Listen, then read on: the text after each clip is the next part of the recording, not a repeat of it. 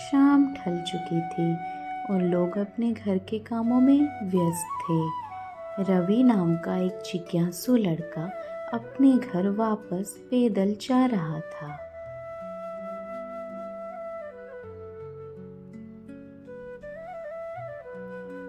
रवि की माँ घर के बाहर उसकी प्रतीक्षा कर रही थी। देर होने के कारण वह बहुत चिंतित थी।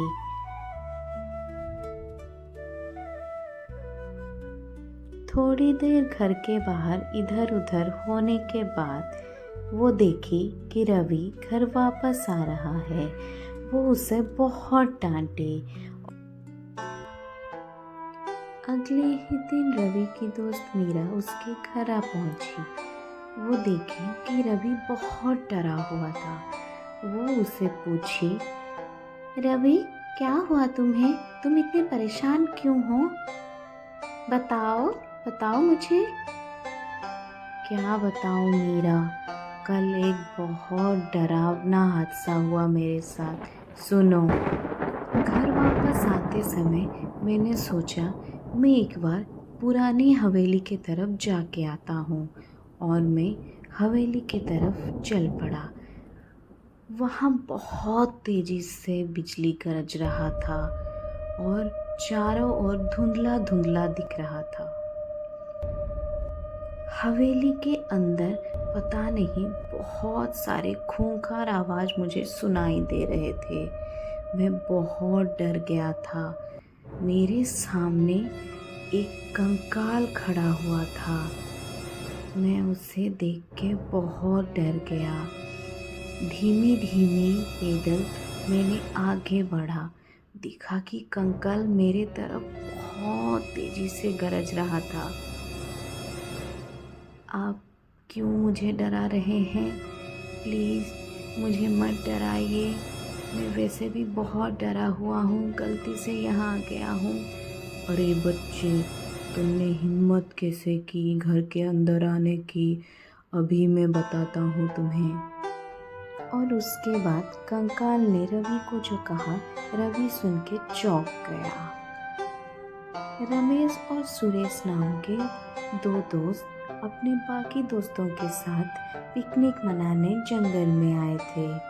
वहाँ पास में एक बहुत बड़ा गांव था और वो लोग ये भी सुने थे कि गांव और शहर के बीचों बीच एक हवेली है। उस हवेली का पता करने वो लोग गांव में चल गए, अपने दोस्तों को वही जंगल में छोड़ के। वो देखे कि एक परिवार घर के बाहर बैठ के बातें कर रहे थे। रमेश बहुत हिम्मत के बाद वो गांव वाला के पास जाके उस हवेली के बारे में पूछने चला गया। अरे भैया, आपको पता है क्या, यहाँ पास में एक हवेली है और वहाँ पे हमने सुना है बहुत खजाना है। अरे पागल लड़के, तुम क्यों उस हवेली के बारे में बात कर रहे हो? भूल जाओ उस हवेली को, नहीं तो वो हवेली तुम्हें निगल लेगी और तुम्हें पता भी नहीं चलेगा। मेरी मानो तो जिस पैदल आए हो उस पैदल भी वापस चले जाओ। पर रमेश और सुरेश कुछ ना सुने। वो लोग उस हवेली की तरफ निकल पड़े और रास्ते में बहुत लोगों को वो लोग पूछे उस हवेली के बारे में। अंधेरा हो चुका था, सूरज ढल चुकी थी और वो लोग उस हवेली के तरफ निकल पड़े थे। रमेश और सुरेश तकरीबन उस हवेली के पास पहुंच ही गए थे कि नहीं, वहाँ पे बहुत तेजी से बिजली गिरजने लगी।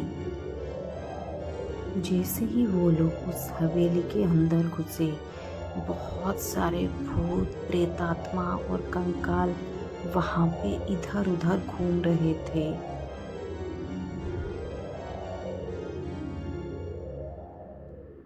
रमेश और सुरेश वो सब देख के चौंक गए और अचानक से रमेश गायब हो गया और सुरेश वो सब देख के बहुत चौंक गया। वो दूर से ही खड़े उस कंकाल को देख रहा था और वो बहुत तेज़ी से डर के मारे उस हवेली के बाहर तरफ भागने लगा। जैसे ही वो हवेली के बाहर आया, बादल गरजने लगी, बिजली बरसने लगी और बहुत तेज़ी से बारिश भी हो रहा था। पर वो अपने दोस्त रमेश को खोने की वजह से बहुत दुखी भी था और बहुत डरा हुआ था।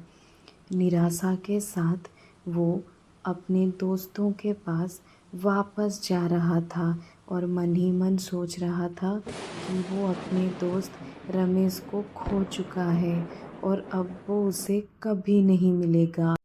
ये सुनने के बाद रवि बहुत डर गया था और तभी कंकाल, तो बच्चे क्या सोचे तुम पहली बार इस तरफ आए हो, इसीलिए मैं तुम्हें बोल रहा हूँ, जिस पैदल आए हो उस पैदल वापस चले जाओ, नहीं तो मैं निगल लूँगा। ये सुनने के बाद मीरा, क्यों तुम उस हवेली की तरफ गए थे? तुम्हें पता नहीं था क्या वो हवेली बहुत डरावनी है? क्यों गए थे तुम? आगे से मत जाना, ठीक है? हाँ मीरा, तुम सही कह रही हो। कुछ चीज़ों को वैसे ही छोड़ देनी चाहिए और उनको भूल जाना चाहिए। और उसके बाद शाम को वो लोग पार्क में अपने दोस्तों के साथ खेलने चले गए और वो सुबह की बात को बिल्कुल भुला चुके थे और दूसरी बातें करके अपने मन को बहला रहे थे।